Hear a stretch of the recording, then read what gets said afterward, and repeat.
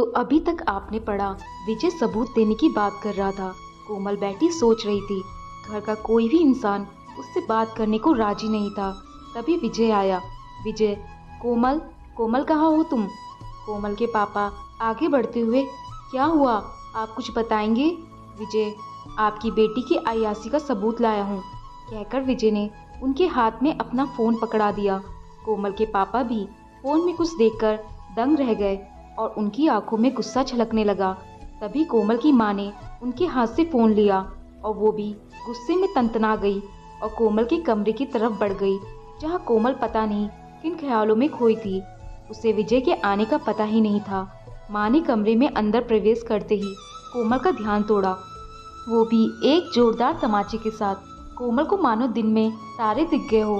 इससे पहले वो कुछ समझ पाती, माँ ने उसका हाथ पकड़ा और बाहर खींचकर ले गई और एक झटके के साथ उसे विजय के पैरों में डाल दिया। कोमल की माँ, तू पैदा होते ही मर जाती तो कितना अच्छा होता, हमें ये दिन नहीं देखना पड़ता। अब भी वक्त है, दामाद जी के पैरों में गिरकर उनसे अपनी गलती की माफ़ी मांग ले। विजय ऐठता हुआ और चौड़ा होकर बैठ गया। आखिर उसने कोमल को बदचलन साबित कर दिया था। कोमल, किस बात की माफ़ी? मैंने कुछ किया हो तब ना? जिस बात को लेकर विजय ने इतना ड्रामा खड़ा कर दिया, वो मेरे उनके बीच एक कमरे में भी निपट सकता था, मगर तब इन्हें अपनी जीत की खुशी कैसे मिलती? इतनी देर में माँ ने उसके गाल पर एक और थप्पड़ जड़ दिया और उसे खींचकर एक कमरे में बंद कर दिया। अगले ही पल सारे घरवाले विजय की ओर देख रहे थे, मानो उसका फैसला जानना चाहते हो। कोमल के पापा, देखिए, अब जो हुआ सो हुआ, अब आगे क्या करना है उस बारे में सोचते हैं। विजय, देखिए, मैं बिल्कुल भी छोटी सोच का इंसान नहीं हूँ। बस अगर वो अपनी गलती सबके सामने स्वीकार ले तो मैं उसे ले जाने को तैयार हूँ। कोमल के पापा, जी मैं अभी उसे बुलाकर लाता हूँ।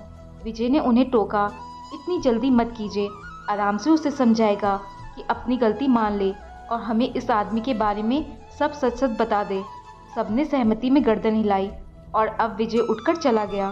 कोमल के पापा अब उसकी माँ पर भड़क उठे कि उन्होंने लड़की जात का ध्यान नहीं रखा, उसे खुली छूट दी, जिसके नतीजे अब भुगतने पड़ रहे हैं। कोमल की माँ सिर पर हाथ रख बस रो रही थी। ऐसे ही पूरा दिन बीता होगा। अब रात हो चली थी और बेमन से सारे खाने के टेबल पे आ गए। मनीषा ने खाना लगा दिया था, मगर कोमल वहाँ नहीं थी, तो मनीषा ने उसे बुलाने को कहा। अब कोमल उनके साथ खाने की टेबल पर थी। खाते खाते पापा ने अपनी बात शुरू की, बेटा विजय एक नेक दिल का इंसान है, तभी तो इतना सब होने के बावजूद तुम्हें अपनाने को तैयार है। अब तुम अपनी गलती की माफ़ी उससे मांग लो।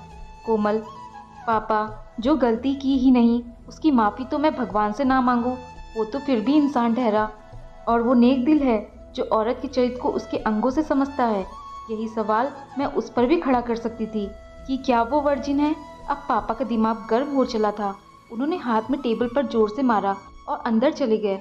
अब माँ बोली, तेरे कुकर्मों का सबूत लाया है विजय, तेरे पास है उसके लिए कुछ? कोमल, मुझे वो सबूत देखना है जिसकी वजह से मुझ पर ऐसा इल्ज़ाम लगाया गया। माँ के इशारे पर भाई ने कोमल को वो पिक्स दिखाई जो विजय के फ़ोन में थी। कोमल ने जैसे ही फुटेज देखी, उसकी आंखें फटी रह गई।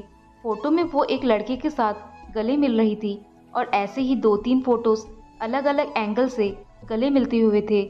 आखिर कौन था ये लड़का और कोमल इसे देखकर चौंक क्यों गई? क्या कोमल ने इसके साथ ही अपनी वर्जिनिटी खोई थी या बात कुछ और थी?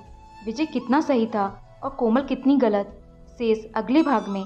दोस्तों, आपको कहानी पसंद आई हो तो लाइक, शेयर और कमेंट जरूर करें और चैनल पर नए आए हैं तो चैनल को सब्सक्राइब करना ना भूलें। धन्यवाद।